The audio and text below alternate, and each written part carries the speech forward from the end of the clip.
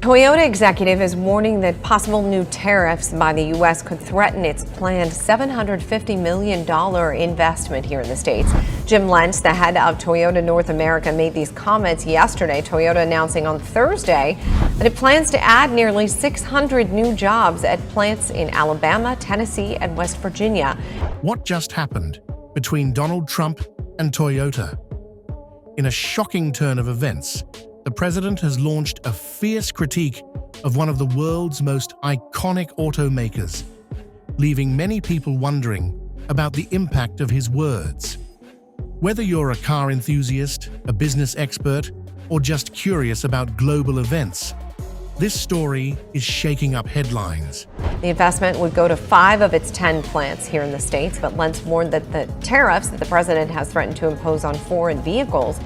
Trump's comments, which center around Toyota's business practices and decisions, have sparked heated debates about the future of the auto industry, trade relations, and even consumer preferences. With Toyota being such a major player in the global market, the ripple effects of this confrontation could be massive. In this video, we'll break down exactly what Trump said, why it matters, and what this could mean for Toyota's reputation and operations moving forward. Stay tuned, because this story is more than just about cars. It's about power, politics, and the way words can change industries overnight. Donald Trump campaigned on a promise to lower inflation and fix the American economy, an economy that most experts say is right now one of the strongest performing in the world. But much of Trump's economic plan lacks some detail, and one piece of his economic plan for a second term is to impose sweeping tariffs on other countries, particularly China. Trump is favored tariffs as a solution to economic problems for years, even saying on the campaign trail that tariff is, quote, the most beautiful word in the dictionary, which is weird, but whatever. Bottom line is that tariffs are neither inherently good nor inherently bad. They are a tool which, when used strategically, can remedy trade imbalances, protect certain domestic industries, or influence other countries to improve their trade, wage, or human rights practices. Trump already imposed considerable tariffs during his first term in the White House, and the Biden administration has maintained $360 billion worth of Trump's China tariffs. They've even imposed some of their own. Trump now says that he plans to increase tariffs in his next presidency, floating the idea of a blanket 20% tariff on every U.S. trading partner and up to 60% on most imported goods from China. He's even said, in order to keep Chinese electric vehicles from undercutting American electric vehicles, he would impose, quote, whatever tariffs are required, 100%, 200%, 1,000%. China dominates the electric vehicle industry worldwide. In 2023, China was responsible for 58% of the global electric vehicle market. That's 5 times the size of the US market. But these Chinese electric vehicles are not sold here in the United States, in part due to restrictions that Trump imposed in his last presidency and restrictions that were upheld by the Biden administration. One of the most popular Chinese electric vehicles in the world is the sleek, bewigged Seagull, made by Bewigged, which stands for Build Your Dreams. It costs approximately $10,000 to buy in China. Now, if that vehicle were imported to the United States with the current tariffs on Chinese EVs at 100%, you'd pay $20,000 for it here in America, and $20,000 would still be cheaper.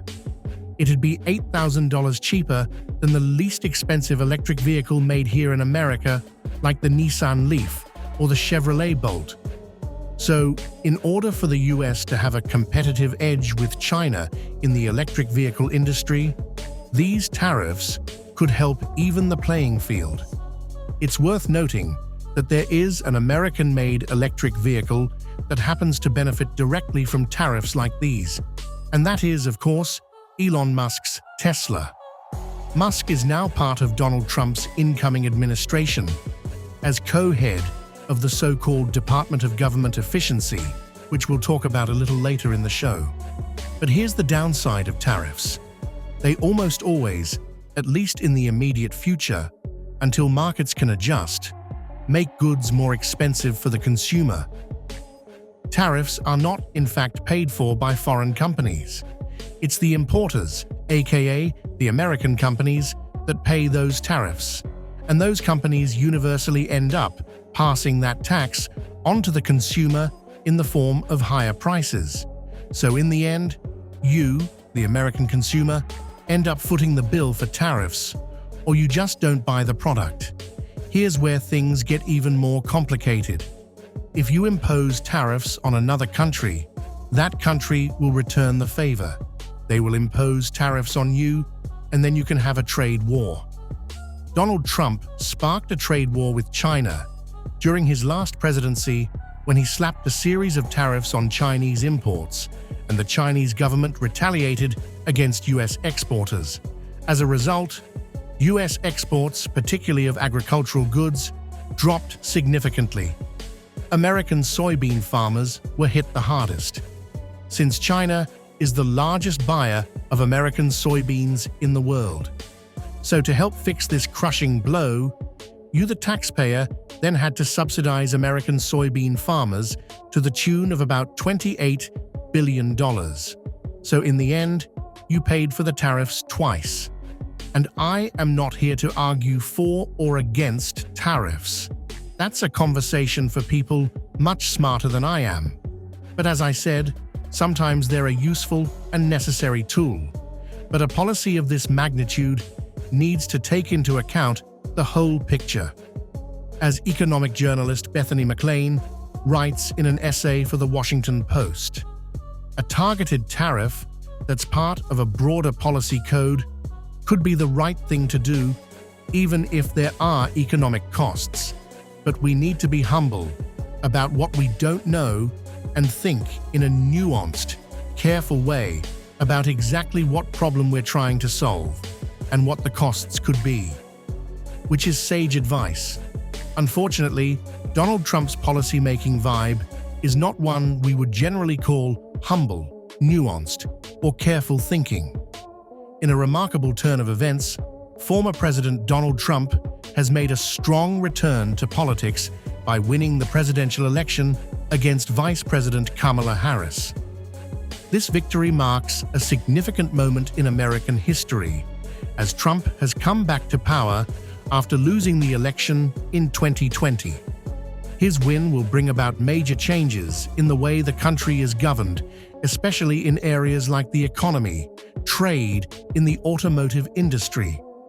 One of the most notable changes are expected to be in the policies surrounding electric vehicles, where Trump's administration is likely to take a different approach compared to what was put in place under President Biden. Additionally, Trump's victory is expected to influence the United States trade policies, including how the country interacts with other nations in terms of imports and exports. As president, Trump will have the opportunity to set new directions for the country, steering it away from many of the policies that the Biden administration had followed over the past 4 years. With this victory, Trump now has a chance to implement his vision for the country, which could bring about significant shifts in various sectors of American life. His victory is expected to create a lot of uncertainty and doubts about the future of the electric vehicle industry in the United States. This is because many Republicans, including Trump himself, have often criticized electric vehicles. They argue that EVs are being pushed on to people who may not want them, and claim that this shift could harm or even destroy the traditional automotive industry. Trump has made promises to change how things are currently done in this area. He has said that he plans to remove or reduce many of the rules about vehicle emissions, which are currently managed by the Environmental Protection Agency. These rules are meant to limit pollution from cars and encourage cleaner options like EVs. Additionally, Trump has also promised to cut back on the financial incentives such as tax breaks and subsidies that are currently used to encourage car manufacturers to produce EVs and consumers to buy them. This could have a significant impact on the growth and adoption of electric vehicles in the country, leading to a lot of uncertainty for businesses, consumers, in the environment. During his campaign, Trump vowing to set a 60% tariff on Chinese imports and a 10 to 20% tariff on imports from everywhere else. So, what could this mean for your money? Donald Trump prepares to implement his trade policies in his second term. Automakers like Toyota face significant risks due to potential new tariffs. Trump's administration is reportedly planning sweeping changes to trade practices, including tariffs of up to 20% on all imports and possibly higher rates, targeting specific regions like China and Mexico. These measures could profoundly impact Toyota and other Japanese automakers that rely heavily on the US market. This change in leadership has made many people in the industry, such as car manufacturers, parts suppliers, labor union leaders, and industry experts, think about how the new administration's policies might affect their businesses and the way they operate. They are paying close attention to areas like trade agreements, rules about emissions and pollution, and the cost of energy, which could all change under the new government. These factors are important because they could influence how companies build and sell cars, including their plans for electric vehicles. Companies are trying to figure out whether these changes will make it easier or harder for them to produce and sell EVs, meet environmental standards, and stay competitive in a global market. There's all these arguments over tariffs. Mark Cuban. Now, it's a horrible, if a war thing, you should never do it. Trump, my favorite word in a dictionary, is tariffs. Experts predict that President Trump's trade policies could result in higher taxes on electric vehicle batteries and a wider use of a law called the Weaker Forced Labor Prevention Act. This law is designed to stop products made with forced labor from entering the US market. These changes are meant to reduce the United States' reliance on foreign countries and companies like Toyota, which are major suppliers of parts and materials for electric vehicles. However, although these actions may help the US become less dependent on other nations, they could also cause some problems. For example, if tariffs are applied to EV batteries, the cost of these batteries would go up, making it more expensive to build electric cars. This could disrupt the entire supply chain for electric vehicles, which means the production of EVs might slow down. As a result, US manufacturers could face higher production costs, which might be passed on to consumers, leading to higher prices for electric vehicles. Additionally, companies in the US might struggle to find alternative suppliers quickly enough, causing delays and further raising costs for manufacturers.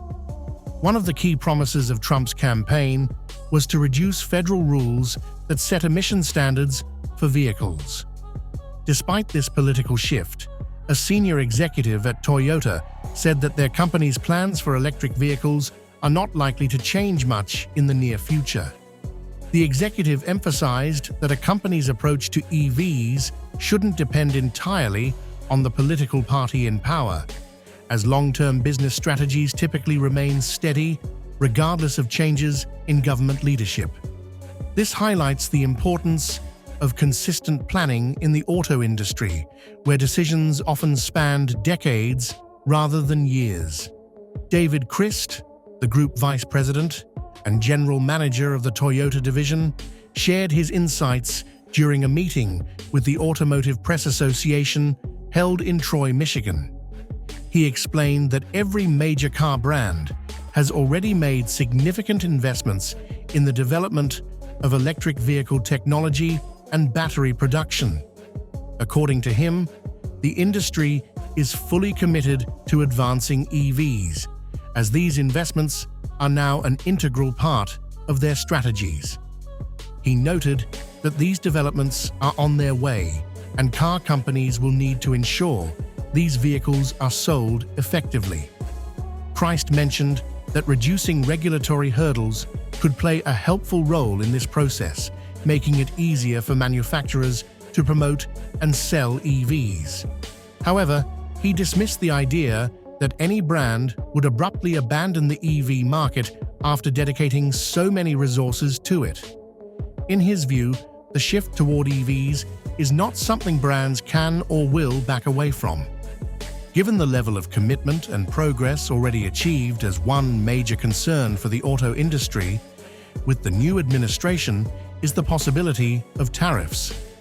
These tariffs could affect items imported from countries like China and Mexico, particularly vehicles and the parts used to make them.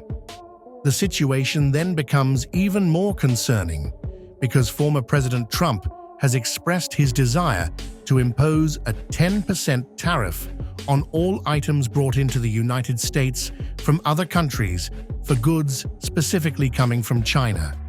He has suggested a much higher tariff of 60%. Toyota spokesperson Christ has emphasized that the company supports the idea of free and fair trade. This means they believe trade between countries should happen without unnecessary restrictions or unfair policies. He explained that the global automotive supply chain is highly complex, involving many countries working together to produce cars and parts. Placing heavy tariffs on imported vehicles in their parts would likely raise costs for car manufacturers, and these higher costs would eventually be passed on to consumers. For many people, this could make buying a new car even more expensive, which is a serious problem because many are already struggling to afford the high prices of new vehicles. In the end, such tariffs could hurt both the auto industry and the customers they serve. On one hand, Trump rolled back some Obama-era environmental regulations, such as stricter fuel efficiency standards, which reduced pressure on automakers to rapidly shift toward EV production. On the other hand, Trump's focus on promoting American manufacturing created challenges for foreign automakers. His administration's tariffs on imported vehicles and parts could have raised costs for companies like Toyota. Additionally, Trump's withdrawal from the Paris Climate Agreement signaled a reduced federal focus on combating climate change, potentially slowing the adoption of EV-friendly policies in the US market. Despite these challenges, growing global demand for EVs, especially in regions with stricter environmental laws like Europe and China, kept companies like Toyota focused on developing their EV strategies. Regardless of US policy shifts during Trump's presidency, Toyota is particularly vulnerable because a substantial portion of its vehicles sold in the US are imported or depend on global supply chains. For example, many Toyota models assembled in North America include parts manufactured in Japan or other countries. These supply chains would be disrupted by blanket tariffs, potentially increasing production costs and retail prices. Additionally, proposed tariffs on Mexican exports could impact Toyota's operations there, as the company manufactures several models in Mexican facilities. Such policies could harm Toyota's competitiveness in the US market. Higher vehicle prices due to tariffs might drive consumers toward domestically produced cars, or even prompt Toyota to reduce its investment in the US, affecting jobs and local economies. Although Toyota could attempt to mitigate these impacts by further localizing production, the company's global supply chains make it challenging to avoid the ripple effects of aggressive trade policies. Moreover, while Trump's tariffs aim to boost American manufacturing, they could strain companies like Toyota by increasing costs, complicating logistics, and potentially reshaping their business strategies in one of their largest markets. This tension underscores the broader uncertainty surrounding U.S. trade policy. Under Trump's leadership, Trump has proposed tariffs as high as 100% on imported cars, which could significantly impact Toyota.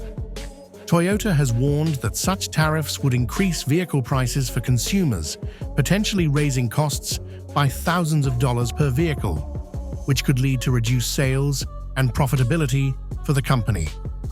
With ongoing challenges, such as declining profits and increased competition from domestic manufacturers, Toyota's future in the U.S. could be jeopardized if these tariffs are implemented. Moreover, Trump's trade policies may provoke retaliatory measures from other countries, further complicating the automotive landscape and potentially leading to job losses within the industry. As the situation evolves, the implications of Trump's presidency on Toyota and the broader automotive sector remain uncertain. Let us see. How did Toyota's approach to electric vehicles differ from other automakers?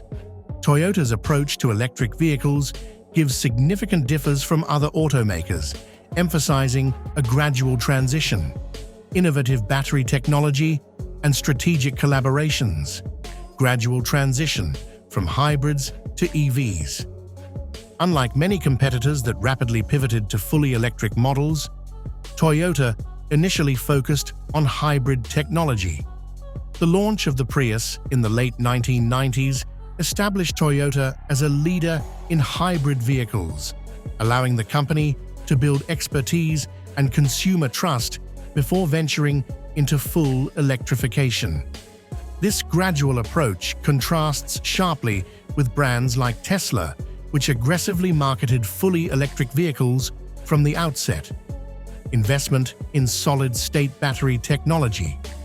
A key differentiator for Toyota is its commitment to developing solid-state batteries. These next-generation batteries promise faster charging times, greater energy density, and longer lifespans compared to traditional lithium-ion batteries. This focus on advanced battery technology reflects Toyota's intent to redefine the EV landscape rather than merely participating in it. Other automakers have also invested in battery technology, but often prioritize immediate production over long-term innovation, collaborative ventures, and ecosystem approach. This nuanced approach contrasts with competitors who may adopt a more uniform strategy across markets. Challenges faced by Toyota. Despite its innovative strategies, Toyota faces criticism for being late to fully embrace the EV market, while hybrids have been successful. Critics argue that Toyota's slower entry into pure EVs allowed competitors like Tesla to establish a stronger foothold. Additionally, infrastructure challenges remain a concern as Toyota expands its IB lineup globally. The company's recent sales targets for EVs have also been seen as conserving EV compared to those set by competitors, raising questions about its commitment to rapid electrification. As one can see, Toyota's approach to electric vehicles is characterized by a blend of gradual transition, technological innovation, and strategic collaboration. While this method has allowed the company to build on its hybrid success and develop advanced battery technologies, it also presents challenges in keeping pace with rapidly evolving market dynamics. As the automotive industry continues to shift towards electrification, Toyota's unique strategy will play a crucial role in determining its future position within the global EV landscape. So how did Toyota's hybrid-first strategy help it during Trump's presidency? Market positioning. If you found this video insightful, don't forget to hit that like button. share it with your friends, and subscribe to our channel for more deep dives into current events and controversies like this one. Make sure to turn on the notification bell so you won't miss out on our next upload.